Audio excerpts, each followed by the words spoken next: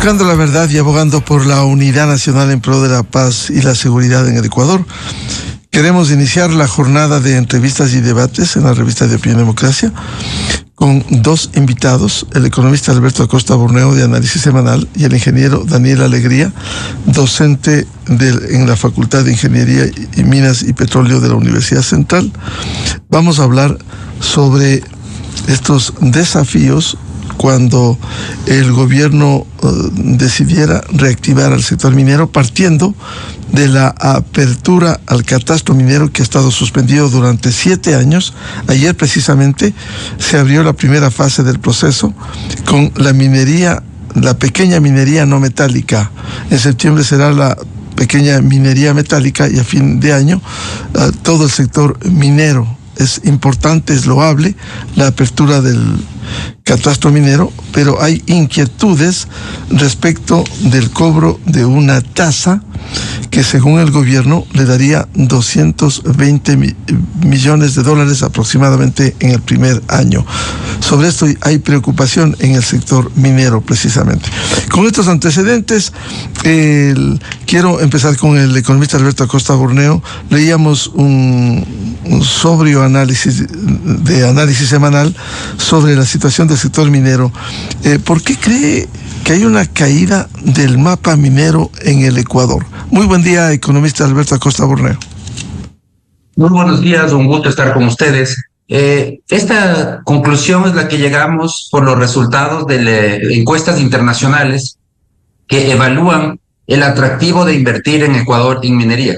Hay el Instituto Fraser, que hace una encuesta de opinión a mineros sobre el atractivo para inversión en minería, combinando dos factores. Combina la cantidad de recursos naturales disponibles junto con las políticas mineras. Entonces, una mezcla de las dos cosas. Y vemos que en el índice de 2023, Ecuador descendió del puesto 27 al puesto 64 por su atractivo para la inversión minera. Y claro, la otra cara de la medalla de este bajo atractivo para la inversión minera es la reducida inversión en la práctica. Mientras, por ejemplo, Chile en 2024 recibió 637 millones de dólares para exploración minera, el Perú recibió 568 millones, Argentina 493 millones, Ecuador recibió apenas 67 millones. Entonces, la preocupación aquí es que tenemos que trabajar y hay que entender la urgencia de trabajar por la competitividad minera. No estamos solos en el mundo, los inversionistas analizan en dónde invertir, hay muchas opciones en el mundo y si queremos que esas inversiones lleguen al Ecuador, tenemos que trabajar para que el entorno jurídico, el entorno de la normativa sea también atractivo, porque tenemos los recursos. Por ese lado el país sí es atractivo, pero las políticas no son siempre las más atractivas y eso se ve reflejado en esta baja competitividad del índice de inversión minera. En ese sentido, ¿cuánto pudiera afectar, por ejemplo, la tasa anunciada por el gobierno, economista Acosta? Bueno, eso ha causado preocupación, incluso ya hay reacciones. Hay una primera empresa que ha dicho que con esa tasa simplemente supera su presupuesto de exploración. Hay que recordar que en minería la exploración dura mucho tiempo, son varios años, y es un periodo en el que no se recibe ningún ingreso. Además, es una inversión de alto riesgo. Puede ser que no se obtengan los recursos y que simplemente se abandone después esa exploración, o puede ser que este proceso llegue a una mina, una construcción de mina y producción finalmente. Entonces, ya hay una primera empresa, Urania, que dijo que le tocaba pagar 24 millones de dólares, que podría en riesgo su viabilidad en el proyecto que tiene en el Ecuador y que podría retirarse. Entonces, sí es un tema de preocupación para la competitividad minera, sobre todo en exploración, porque el Ecuador, si bien se piensa y es positivo, se va a abrir el catastro minero, muy positivo, pero al mismo tiempo, si se coloca una tasa prohibitiva, se termina bloqueando o cerrando el catastro de otra manera, a través de costos prohibitivos para la exploración, lo que significa que la minería tendrá una vida no tan larga en el Ecuador, seguirán los proyectos que están en curso, pero no entrarán nuevos proyectos a flujo de proyectos que tienen que ingresar permanentemente en la minería a través de nueva exploración. Bienvenido al ingeniero Daniel Alegría, docente en la Universidad Central, la Facultad de Ingeniería, Minas y Petróleo. ¿Cómo ve usted esta reapertura al sector minero, el catastro minero por un lado, pero también la preocupación por la tasa anunciada por el gobierno? Muy buen día, ingeniero. Muy buenos días, muchas gracias por la invitación.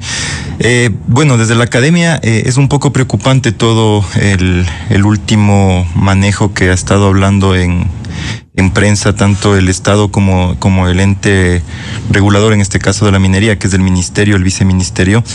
Si bien el catastro minero se creó con el fin de atraer inversión minera al país hace muchos años, y este catastro ya iba a ser aperturado a finales del 2019, inicios del 2020, en el gobierno de ese entonces, se gestionó dinero para mejorar el sistema de catastro, debido a que habían varias ciertos especulamientos acerca del concesionamiento, pero desde ahí hasta la actualidad no se abrió. Vinieron varias autoridades que juraban y apostaban a una depuración, y esa es la parte que habría que analizar cómo está en la actualidad. De palabras del viceministro actual, que ya se ha depurado en su totalidad y que se va a lograr tener una mejor forma de entregar el catastro a nivel nacional. Pero esa es la parte que todavía queda pendiente de entender si es que fue una depuración general, una depuración total, o simplemente se hizo ajustes dentro del catastro. El tema del catastro y de la atracción o de traer inversiones acá viene inclusive por el presidente actual, que en el PIDAC del año anterior él ofreció tener ciertas facilidades para las inversiones. Hay que recordar que las inversiones, cuando vienen, lo primero que buscan es tener imposiciones que estén acorde a sus gastos, y finalmente que tengan una seguridad jurídica dentro del concesionamiento, lo que aquí no existe. Tenemos varios proyectos que han paralizado las inversiones por temas que están, temas ambientalistas, temas de la consulta previa, temas que no han permitido que estas inversiones puedan ejecutarse de una manera clara y que puedan perjudicar finalmente al Estado. Ahora, si es que usted hace el análisis tal como habla el economista, sobre el tema de la inversión, estas tasas, en vez de traer inversión, van a alejarla. Si bien nosotros tenemos por ahora los puntos más altos dentro de las tasas impositivas, esta imposición de una tasa de fiscalización, que si usted revisa los anexos, inclusive sobrepasa los costos que cada concesionario, cada titular minero ya paga por un tema de patentes y de regalías en el caso de explotación. Revisando los datos del Banco Central, por ejemplo, patentes, el Estado ecuatoriano en el 22 pagó, el sector minero pagó $9 millones en patentes de conservación. En el 23 paga 7 millones y en el 24 hasta noviembre están $4 millones. ¿Qué quiere decir? Que hubo una baja de pago de patentes porque en sí las inversiones ya se están alejando, ya existe una tendencia de alejamiento. Ahora, si el Estado ecuatoriano piensa recaudar estos 220 millones, $230 millones con estas tasas impositivas, que aparte van a ser cobradas 2 veces al año para ciertos sectores, es un poco problemático, porque en exploración es lo más preocupante. En exploración estamos en riesgo de una inversión, no estamos asegurando que se vaya a explotar, y esa es la parte que no se entiende aquí en el país. Quizás esto es importante lo que usted señala, ingeniero Daniel Alegría.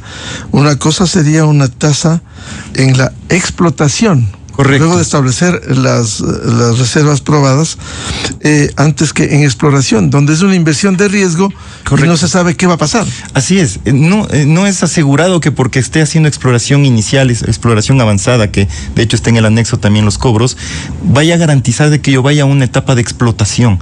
Esta es la parte que es preocupante para el sector. He conversado con varios gremios, con varias personas que están dentro de este rubro, y la preocupación de ellos es cómo van a pagar unas tasas que, si bien ellos en exploración anualmente están alrededor de 2 a 3 millones al año en inversiones, con estas tasas estarían pagando alrededor de 6 a 7 millones de dólares, dependiendo del hectareaje que tengan en sus concesiones. Entonces, ahí es cuando nosotros nos preocupamos, porque si bien se está hablando de que esta tasa va a ayudar inclusive al tema de la explotación ilegal de recursos naturales, la mal llamada minería ilegal. Lo que va a generar es que se prolifere y que crezca más el tema de extracción ilegal, porque las inversiones al irse, ¿qué van a hacer? Los ilegales van a decir, aquí estuvo una empresa buscando oro, entonces aquí hay oro, vamos a sentarnos ahora aquí. Y en vez de ser una medida de control, va a tener una medida de descontrol en grandes proporciones. Economista Alberto Acosta Burneo, este tema de la tasa, ¿cómo debiera efectivizarse? Porque uno de los cuestionamientos que hemos escuchado en el sector minero, en la Cámara de Minería, es que se hace de manera indiscriminada cuando una cosa es la etapa de exploración, inversión de riesgo, y otra la de explotación. Establecidas las reservas, se comienza a explotar y a pagar los impuestos. ¿No debiera diferenciarse esto? Bueno, es fundamental el determinar en qué momento se cobra la tasa y que además de esa tasa, porque lo se está estableciendo, es una tasa diferenciada dependiendo de la etapa del proyecto, pero es importante que también se compadezca con la realidad. Exploración, todavía no hay ingresos. No podemos cobrar una tasa prohibitiva cuando no se ha generado ingresos, cuando también es muy probable que ni siquiera el proyecto avance, que puede ser que sea abandonado.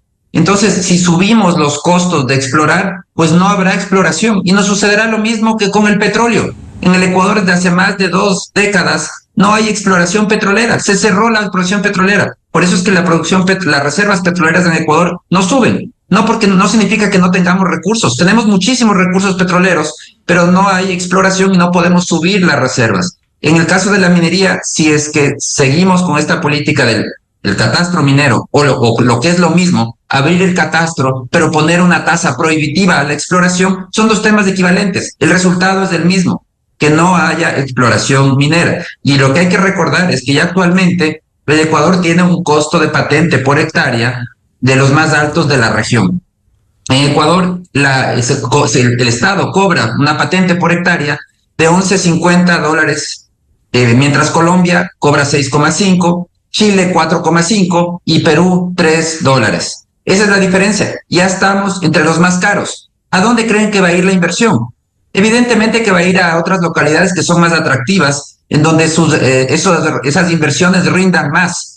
Entonces, lo que no podemos olvidarnos es que estamos compitiendo, igual que en todo. Estamos en un mundo altamente integrado. Si queremos que vengan esos capitales, tenemos que hacer un comparativo, decir cuánto cobran en estos países, cuánto cuesta explorar en estos países, cuánto cuesta la producción en estos países, cuánto cuesta en estos otros países, y poder establecer estándares competitivos. No podemos pensar que vivimos en una isla, aislados de todo el mundo, que podemos imponer cualquier gravamen que nos dé la gana y no tener consecuencias. Si es que no miramos los estándares internacionales, vamos a salir del mapa minero porque vamos a perder competitividad. Y lo lamentable es que esto va a suceder no en los proyectos en los que ya se ha invertido mucho, los que ya están avanzados, los que están en fases avanzadas o ya cerca de construcción, esos van a continuar porque ya han metido mucha plata, hay mucho dinero hundido ahí en esos proyectos. Pero esos proyectos tienen una vida útil. Y si es que no vienen nuevos por detrás, si es que no se abre el catastro, o si se abre el catastro pero se pone esa tasa prohibitiva, no van a entrar nuevos proyectos. Eso significa que la minería va a tener una vida muy corta en el Ecuador. Cuando se acabe la explotación de los proyectos más avanzados, no va a haber nuevos proyectos que los sustituyan, lo cual es lamentable porque Ecuador, en cuanto a recursos, tiene una riqueza enorme. Descubrimientos de escala mundial importantes se han hecho en el Ecuador en la última década, pero lamentablemente la legislación todavía deja mucho que desear. Ingeniero Daniel Alegría, a ver, esto que comenta el economista Alberto Acosta Burneo, hay grandes reservas mineras en el Ecuador, pero pudiera tener una vida corta con estos obstáculos, con estas tasas, de manera indiscriminada que se ha hecho en el país. Por supuesto, el país es poco explorado a nivel nacional. Hay registros de, bueno, el Ecuador está siendo explorado desde los años 60, 70, pero con reservas medidas, en general no llegamos ni al 30, al 40% del territorio nacional. Los proyectos que ya están en explotación tuvieron más de 15 años de exploración para llegar a determinar si es que era rentable o no. Entonces, si es que eso graficamos a las nuevas exploraciones, prácticamente nadie va a querer nadie va a querer invertir en el Estado ecuatoriano si es que a usted le va a costar más pagar en impuestos que invertir en sí en una exploración. Y podría inclusive salir unas exploraciones mal llevadas, quizás técnicamente mal elaboradas, que inclusive podrían cambiar el mismo proceso para un proceso de explotación futuro. Eso es un tema preocupante porque, de palabras de la ministra el día de ayer, de una manera drástica, se pronunció y dijo que no está para negociar, que no está para cambiar, que esto se va a dar porque se va a dar.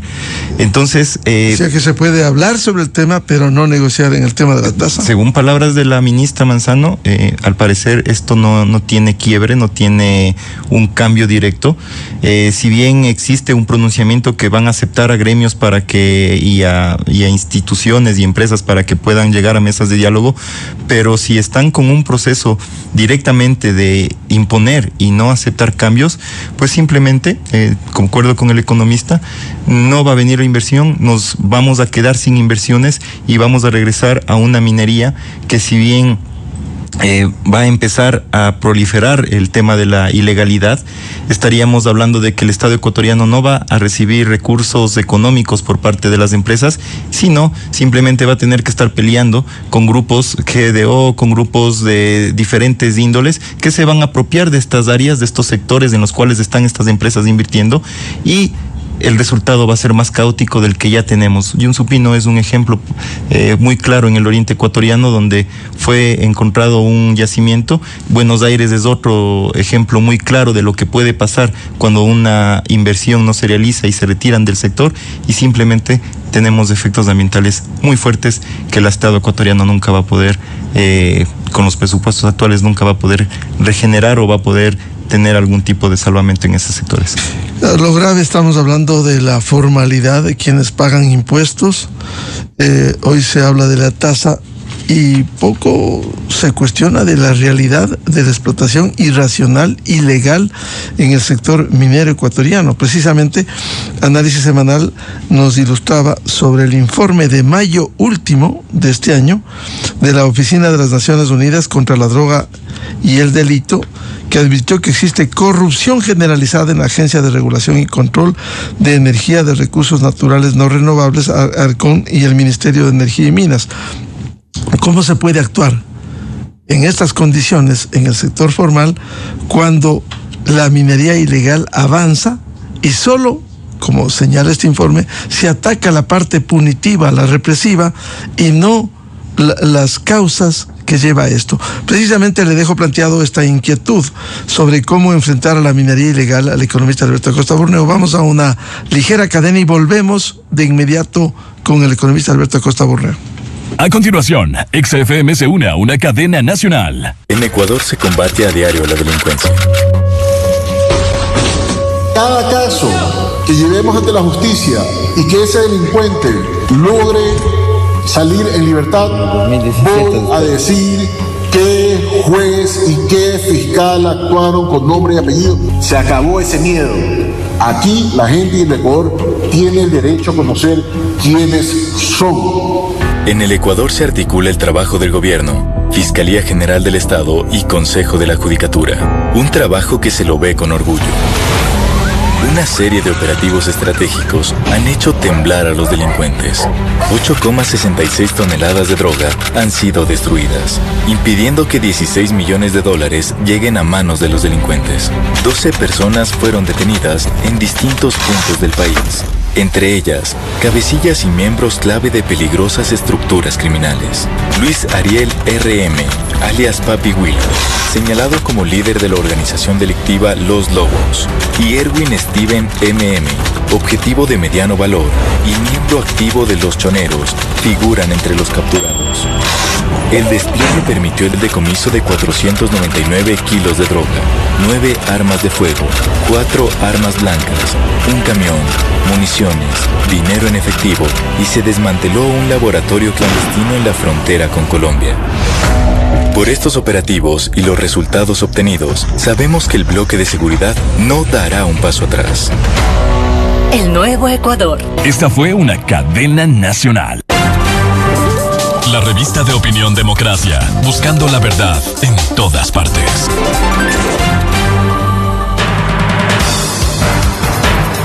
7 un minuto en el territorio continental ecuatoriano, buscando la verdad y abogando por la unidad nacional en pro de la paz y la seguridad en el Ecuador. Reanudamos el diálogo con el economista Alberto Acosta Borneo, de Análisis Semanal. También nos acompaña el ingeniero Daniel Alegría, docente en la Facultad de Ingeniería, Minas y Petróleo de la Universidad Central del Ecuador.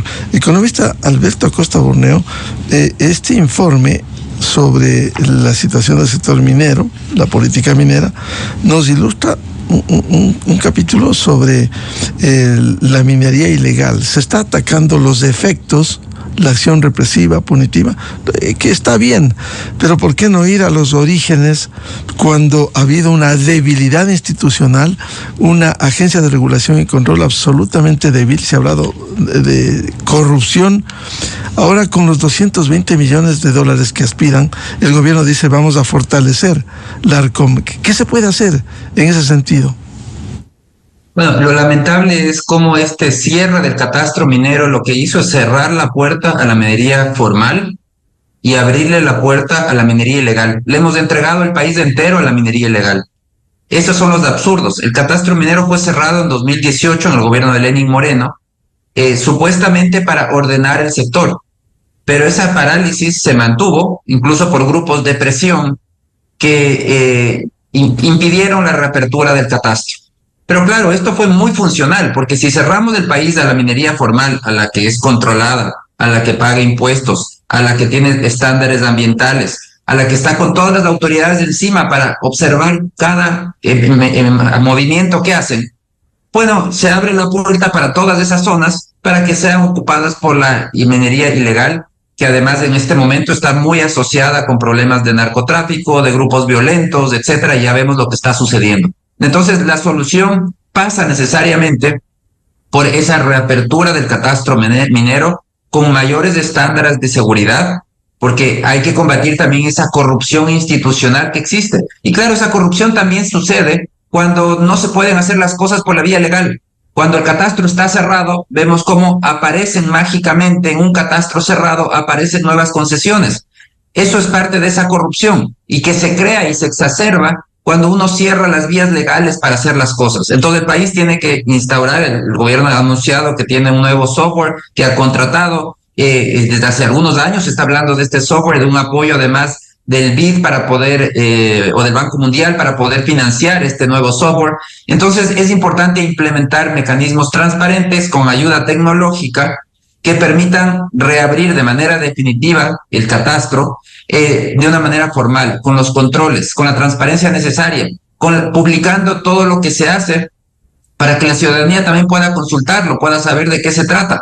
Es lo que se necesita, es transparencia, un mecanismo eficiente y además garantizar esa seguridad jurídica a los inversionistas, que es fundamental para poder atraer más inversiones. El país, no podemos seguir sentados sobre esta enorme riqueza minera sin explorar, mientras el país necesita de esos recursos, necesita más ingresos. Tenemos una riqueza enorme. La minería en el Ecuador apenas representa el 1,7% de su PIB.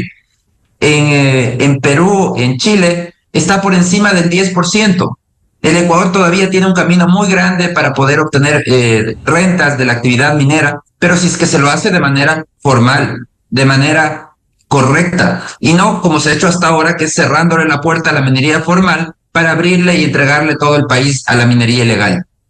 ¿Y qué hacer con el combate a la corrupción, a la minería ilegal, cuando la propia Oficina de las Naciones Unidas contra la Droga y el Delito advirtió que hay una corrupción generalizada en ARCOM y en el propio ministerio?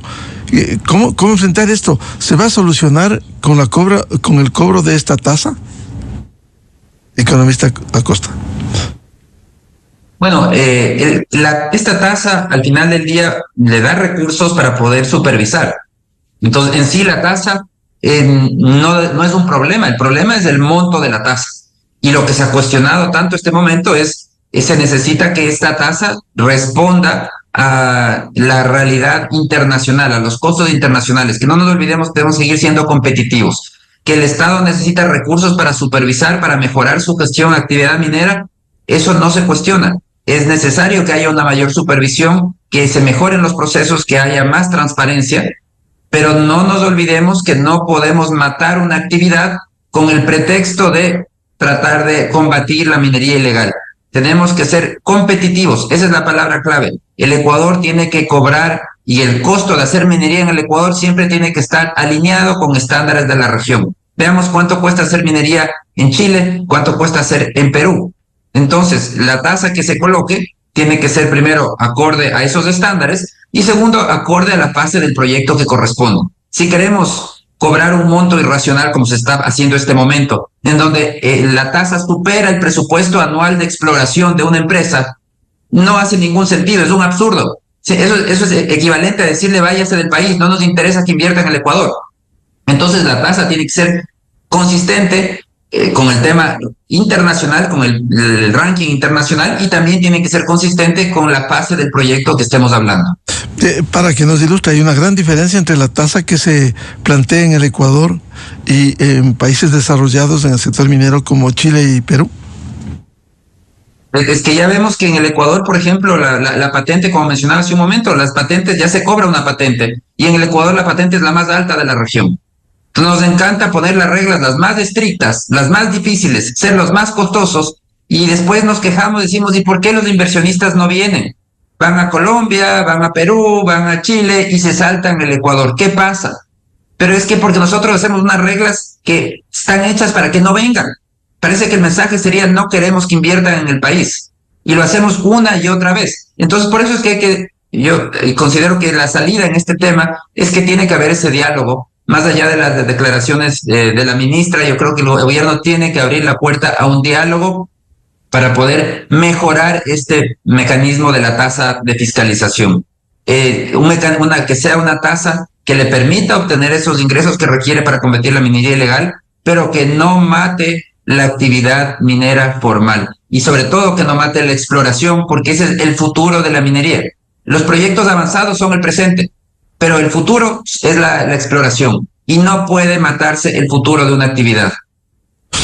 Ingeniero Daniel Alegría, a ver, este tema vinculado con la tasa por un lado y por otro, cómo enfrentar a la minería ilegal, que ha ganado espacio en medio de estos, primero, la suspensión del catastro minero, y segundo, el anuncio de esta tasa minera. Sí, es preocupante, concuerdo con el economista en el tema de que la minería no formal o la explotación ilegal de recursos viene a raíz del cierre del catastro. Todo esto permitió que varios grupos lleguen a lugares en donde el Estado no llegaba, donde el Estado ni siquiera conocía que existía o podía existir un recurso mineral. Es preocupante porque el Estado ecuatoriano es el que debe garantizar todo este manejo de control. Con esta tasa, ¿qué están buscando? Comentaba con usted hace un momento, son valores un poco ilógicos dentro del contexto. Voy a tomar en cuenta nuevamente, ya se está hablando mucho, pero del tema de las patentes. En explotación, las patentes son el cobro del 8% de una remuneración básica unificada por cada hectárea. Es la más alta ya dentro de la explotación, y aún así somos los más caros del sector. Ahora, existen tasas que están hasta del 100% de una remuneración básica unificada por hectárea. Entonces, económicamente, en una exploración a un inversionista, es ahorcarle, es asfixiarle, y prácticamente es querer buscar aire en otro lugar, y simplemente se van a ir. Y con esto el Estado no va a poder recuperar esos 220 millones de dólares que está pensando, sino va a llegar ni al 10% de esa recuperación, porque todas las inversiones se van a ir. Ellos están haciendo el cálculo en base al concesionamiento general del Ecuador, todo el Ecuador, y están cobrando los de cada uno de estos rubros según el régimen de cada concesión. Quiere decir que si estamos en exploración inicial, en mediana minería, tengo que pagar un porcentaje sobre el 25% de una remuneración básica por hectárea. Si estoy en gran minería, en exploración avanzada, tendré que pagar casi el 100% de una remuneración básica unificada por cada hectárea. Hay que recordar que son áreas grandes. no son pequeñas, porque están explorando, no es que se va a realizar al final una explotación en la totalidad de las concesiones. Pero esta es una manera de ahuyentar, de quitar, y lo preocupante también es que en los anexos están poniendo cuál es el detalle de compra de cada uno de estas para supuestos controles y mantener ya la paz minera y que todos seamos... Es decir, fortalecer a la Agencia de Regulación y Control, que ha sido absolutamente débil y corrupta, según se ha señalado. Sí, y eso también hay que saber quién va a recuperar ese dinero y cómo lo van a manejar. Esa es la parte que también en el anexo, preocupa. ¿cómo se desarrolla el manejo de esto? Están rubros que el más preocupante es la compra de 300 camionetas por $120,000. Y de hecho están con marcas, ¿no? Toyotas Hilux y Nissan. $120,000 por camioneta. Por camioneta. Por camioneta. Y están en un número de 300 camionetas.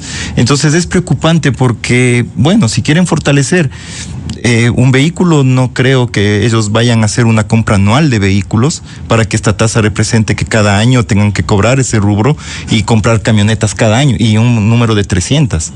Entonces son datos preocupantes porque no se entiende, no sabremos, no puedo yo hablar de qué Hilux pueda costar, porque están con marcas inclusive, ¿no? Está detallada la marca del vehículo que se va a comprar. Entonces es un poco preocupante porque $120,000, sé que en el Ecuador también tenemos de los rubros más caros por un vehículo, pero no sé con qué tipo de tecnología vengan estos vehículos para que cuesten ese valor. ¿Serán blindados, no serán blindados? Pero están manejando un tema de una manera, desde mi punto de vista, desproporcionada, porque hablan de softwares tecnológicos por $15 millones anuales, de instrumental técnico como brújulas, drones, por 60, 70 millones al año, que no lo sé. ¿Y el pago de técnicos? El pago de técnicos también está, de hecho, está con un rubro un poco diferente del sector público, porque hablan de $3,300 por mes para cada técnico fiscalizador, de acuerdo a la tabla. Pero ese salario no es para un cargo jerárquico, no para un técnico. De acuerdo a la tabla jerárquica del sector público, correcto. Un técnico llega como técnico, creo que es $1,800, que es el SP7, el servidor público número 7, y el nivel jerárquico 1 está sobre los $2,500. Entonces estamos hablando que tendrían sueldos de jerárquicos. Y es preocupante por otra parte, me están diciendo que es una tabla de fiscalización para ayudar al sector. Entonces, si yo estoy pagando esa tabla, quiere decir que yo en cualquier momento tengo que decirle a los técnicos que estén al lado mío, para que me ayuden a controlar, para que me ayuden a ver. ¿Se irá a cumplir eso? ¿Se podrá determinar eso? Existe en el anexo hablan de 600 técnicos a nivel nacional, que van a tener capacitaciones, que van a tener...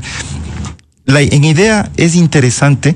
En idea no podemos negarnos a que el Estado necesita mejorar todos estos sistemas, pero la vía es con la cual no estamos de acuerdo desde varios puntos y desde varios técnicos y desde varios sectores. La forma en la que la quieren hacer no es la correcta, no es la ideal, no es la adecuada. No puedo yo sancionar... No puedo hablar de sanciones a la explotación mineral de recursos porque ellos no tienen derechos.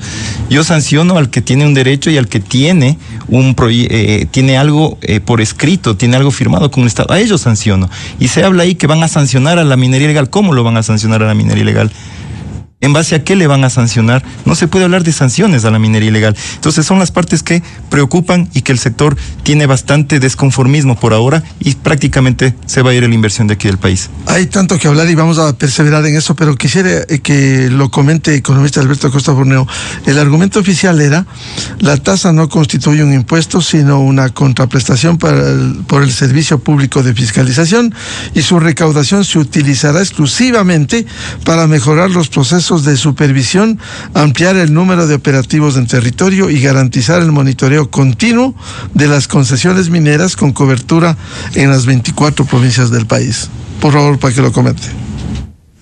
Bueno, ahí lo importante es, por un lado, en cómo se va a gastar, lo que se mencionaba hace un momento, si esto realmente se va a usar para lo que corresponde, para fortalecer esas capacidades de supervisión que son necesarias. Hay que fortalecer esas capacidades. Por eso es que yo creo que no se trata de una oposición a la tasa absoluta. No es así. Es simplemente decir, miren, la tasa tiene que ser consistente. Y vuelvo al tema fundamental. Tenemos que ser competitivos, porque lamentablemente en el Ecuador hacemos todo para no ser competitivos, para que el país no sea atractivo para la inversión. Estamos olvidando de un tema fundamental, y es que en el Ecuador el Estado no es capaz de proveer electricidad. Entonces, quien hace minería en el Ecuador no solo que tiene que pagar la patente más alta, ahora va a tener que pagar una tasa casi astronómica de tasa de fiscalización, sino que además tiene que invertir en su propia generación eléctrica. El Estado es incapaz de proveer electricidad y ahora ha dicho, si usted quiere hacer minería, usted genere su propia electricidad. Eso es un costo adicional. El que invierte en Perú no tiene que generar su propia electricidad. El que invierte en Chile tampoco. Entonces vemos cómo lo que hace el país es destruir competitividad. Hacer minería en el Ecuador y infinidad de otras actividades es menos atractivo que hacer en otros países. Y por eso es que las inversiones no vienen al país, por eso es que el país crece lento.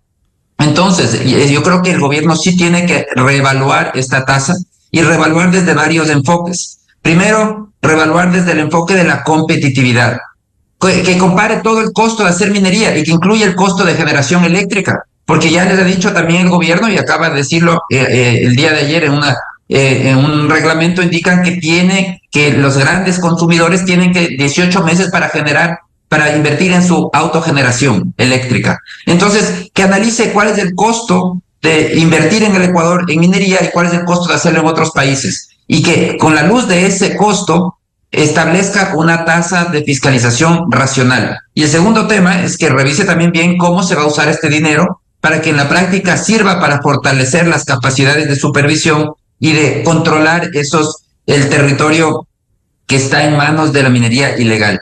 Y que continúe, por supuesto, con el proceso de abrir el catastro minero, de fortalecer la institucionalidad. La informalidad se combate con institucionalidad, no solamente con militares en las calles o en los territorios.